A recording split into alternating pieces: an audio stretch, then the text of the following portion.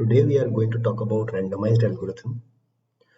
But before we do that, let's look at a more critical problem. If you have heard the news, Gabbar has caught Jai and Viru. And given the mathematical inclination of Gabbar, he has proposed a condition for the release of Jai and Viru. So before we talk about randomized algorithm, let's see if we can help Jai and Viru. What is the condition? Gabbar has proposed the following. He says that he will put Jai and Viru into separate rooms and give them two strings x and y. X goes to Jai, let's say, and y goes to Viru, where x and y are some big strings of 0, 1. So remember that they are put in different rooms, and their only task is to check if x is equal to y or not. If they answer correctly, then they are released. If they do not answer correctly, then they are killed. The only problem, they can't communicate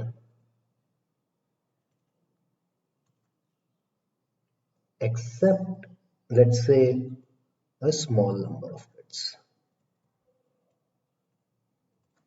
So say that the strings are very, very big. X and Y are element of 0, 1, 2, 10,000 or something. And the communication is restricted to only 10 bits. So you see the problem now, right? They are put into different room. Once they can't communicate or they can communicate only 10 bits, then they are given very, very large strings. And they need to check if they are equal or not. Clearly, if they could have communicated, Jai or Viru could have transferred the whole string to the other person. They would have matched and answered correctly, and they would have been released. What can they do? So at this point, before they are put into the respective rooms, they can discuss strategy. So at this point, they can plan ahead of what to do, but no x comma y at this point. So the problem is clear to you now.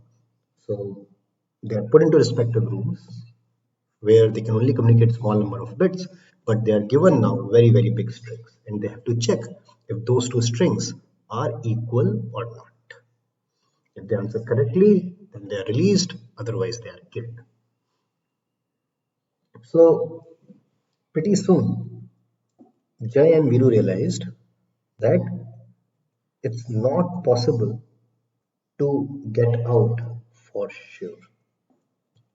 Whatever they do, they cannot make sure that they will definitely be released. Whatever strategy they decide, Gabbar can potentially give some x and y for which their strategy will fail, because the strings are very, very big. Whether they are equal or not, they need 10,000 bits of communication. 10 bits of communication will not suffice. But being students of probability, they are okay with a randomized strategy. They just want to make sure that whatever be x comma y, they are released with high probability. So with this new goal, what do you think? Do you think that they can get released with very, very high probability? One intuition might be that they had 10,000 bits to communicate. Now they have only 10 bits to communicate. So they should be successful only with very, very small probability. Still, let's try. Let's try some ideas. If I were you, my first idea would be pick a random subset of size 10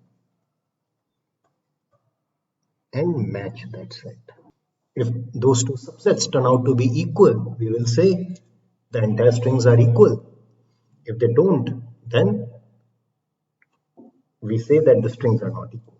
So clearly, if x equal to y, then x restricted to the subset. So this is just saying that I'm looking only at the 10 bits of x is equal to y subset of y restricted to s, and they will be released. But what if x is not equal to y? Knowing that Gabbar is a sadist, he can give x and y which are very close to each other, say just one bit apart, and you see that our strategy will fail for such an input. So again, as an exercise, you can convince yourself that our strategy will fail if x and y differ on just one bit. This is also called Hamming distance, if you have heard of it. So if x and y have Hamming distance 1, then this is a very bad strategy. Remember that they want to make sure that because Gabbar is evil, whatever be x comma y pair, they should win with high probability. Let's look at another idea and see if this might work.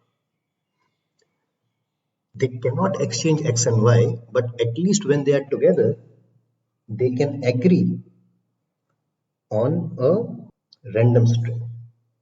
What is a random string? It's some random string which they pick from 0, 1 to the 10,000. So they pick a long enough, same as the size of x and y, a random string z, and they keep with themselves, both z as well as 0. They will keep z. Important thing is z is picked randomly. So there are 2 to the 10,000 of these strings. Each of the string is picked uniformly with equal probability when they do it. And what is their protocol? What is their check? They just check after receiving x and y, x transpose z is equal to y transpose. Notice that this requires only one bit of communication, because x transpose z as a dot product is only one bit.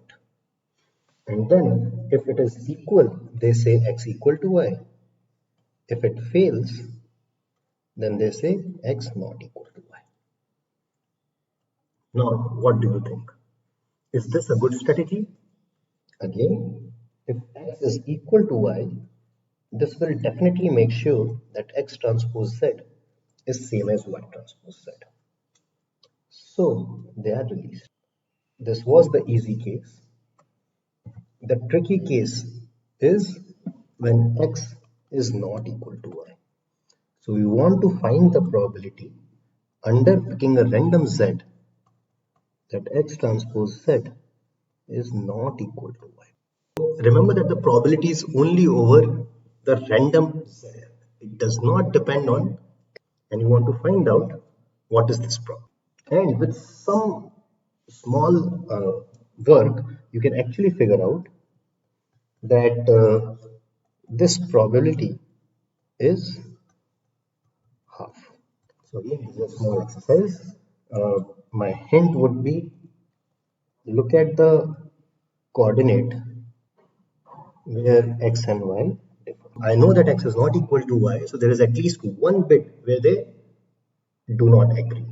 So looking at that bit, depending on whether z is 0 or 1, you will see that this is going to be one of the case. I won't say more, but you can convince yourself that this happens. This seems like a good strategy. If x is equal to y, we get released with probability 1. If x is not equal to y, we get released with probability half. Now you might wonder that we only used one bit of communication. We had 10 bits. Can we increase this probability? And the idea is very simple. Whatever we did, we just repeated 10 times. That means they will share not one, but 10 random strings. Again, of this big size. Okay, they can write on a piece of paper if they are very long or something. When they get x and y, then for all I, they will check if x transpose zi is equal to y transpose zi. If all of these succeed, then they claim that x is equal to y. Otherwise, they say that x is. Sounds good. It seems that now our probability of success should increase. So again, if actually x was equal to y, they will be released. Certainly. Because all these x transpose zi will be equal to y transpose zi. So this is the easy case. If x was not equal to y and zi were picked randomly, then each of these things will be satisfied only with probability half. So all these 10 things are satisfied since they are independent. Again, picking z1, z2, z10 was independent. The first thing, x transpose zi equal to y transpose zi, that happens with probability half. X transpose z2 is equal to y transpose z2. So this is x transpose z1 equal to y transpose z1. This is x transpose z2 is equal to y transpose z2. And this is x transpose z10 equal to y transpose z10. So I can multiply these because all these things are independent. And this becomes half to the 10th. So this is a failure probability, which is much, much lower. 1 by 1024. If I was given more bits to communicate, I could decrease this further. So this seems like a successful strategy. And in some sense, this is the first randomized algorithm you might have